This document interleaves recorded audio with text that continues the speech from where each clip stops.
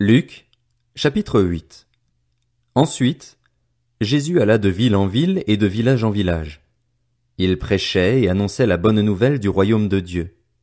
Les 12 l'accompagnaient, avec quelques femmes qui avaient été guéries d'esprits mauvais et de maladies.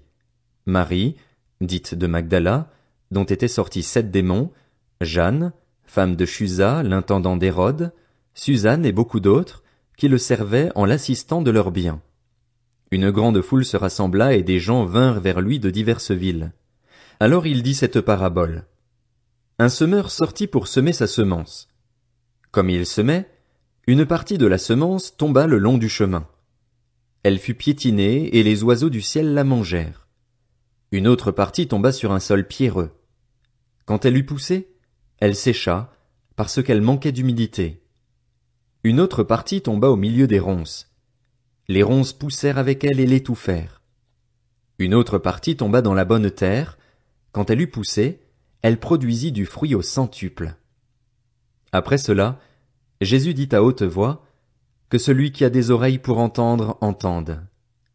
Ses disciples lui demandèrent ce que signifiait cette parabole. Il répondit, Il vous a été donné, à vous, de connaître les mystères du royaume de Dieu. Mais pour les autres, cela est dit en parabole, afin qu'en voyant ils ne voient pas et qu'en entendant ils ne comprennent pas. Voici ce que signifie cette parabole. La semence, c'est la parole de Dieu. Ceux qui sont le long du chemin, ce sont ceux qui entendent. Puis le diable vient et enlève la parole de leur cœur, de peur qu'ils ne croient et soient sauvés. Ceux qui sont sur le sol pierreux, ce sont ceux qui, lorsqu'ils entendent la parole, l'acceptent avec joie. Mais ils n'ont pas de racines. Ils croient pour un temps et abandonnent au moment de l'épreuve. Ce qui est tombé parmi les ronces, ce sont ceux qui ont entendu la parole, mais en cours de route ils la laissent étouffer par les préoccupations, les richesses et les plaisirs de la vie, et ils ne parviennent pas à maturité. Ce qui est tombé dans la bonne terre, ce sont ceux qui ont entendu la parole avec un cœur honnête et bon, la retiennent et portent du fruit avec persévérance. Personne n'allume une lampe pour la couvrir d'un vase ou la mettre sous un lit, mais il la met sur un support, afin que ceux qui entrent voient la lumière. Il n'y a en effet rien de caché qui ne doive être mis en lumière, rien de secret qui ne doive être connu et mis au jour. Faites donc bien attention à la manière dont vous écoutez, car on donnera à celui qui a, mais à celui qui n'a pas on enlèvera même ce qu'il croit avoir. La mère et les frères de Jésus vinrent le trouver, mais ils ne pouvaient pas l'approcher à cause de la foule. On lui dit, Ta mère et tes frères sont dehors et ils désirent te voir.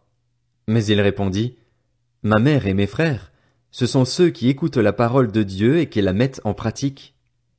Un jour, Jésus monta dans une barque avec ses disciples.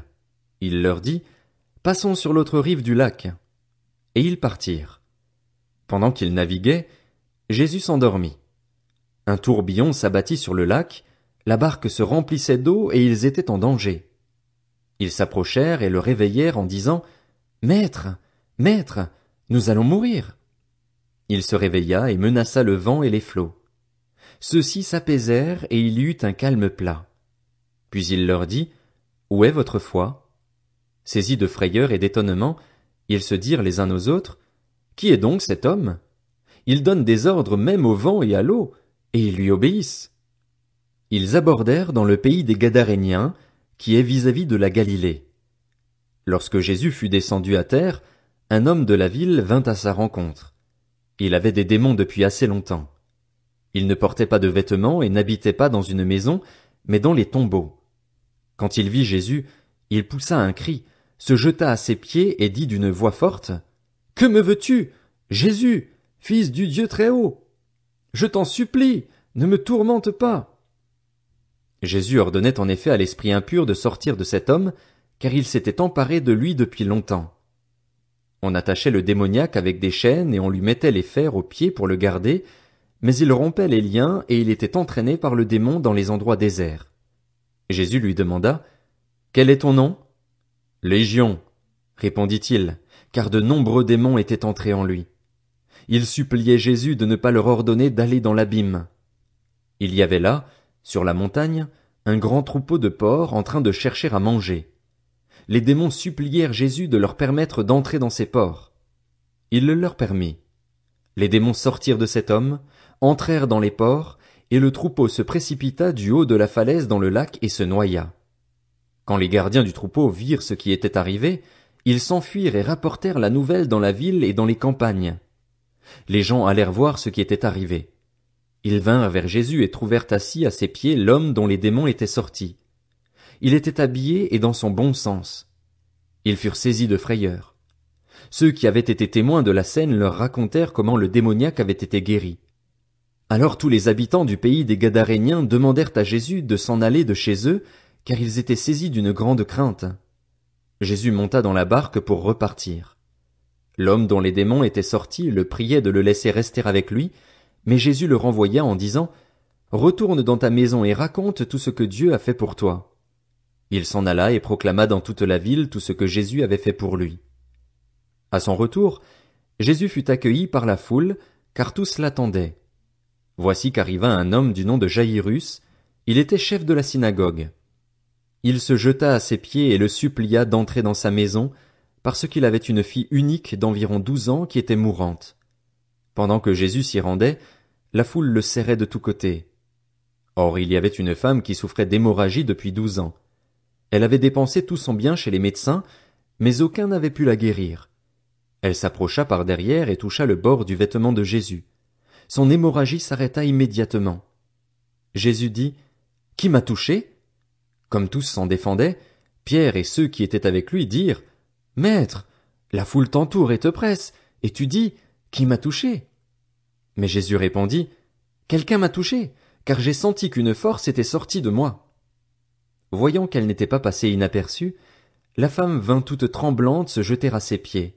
Elle déclara devant tout le peuple pourquoi elle l'avait touchée et comment elle avait été immédiatement guérie. Alors il lui dit « Ma fille, prends courage, ta foi t'a sauvée.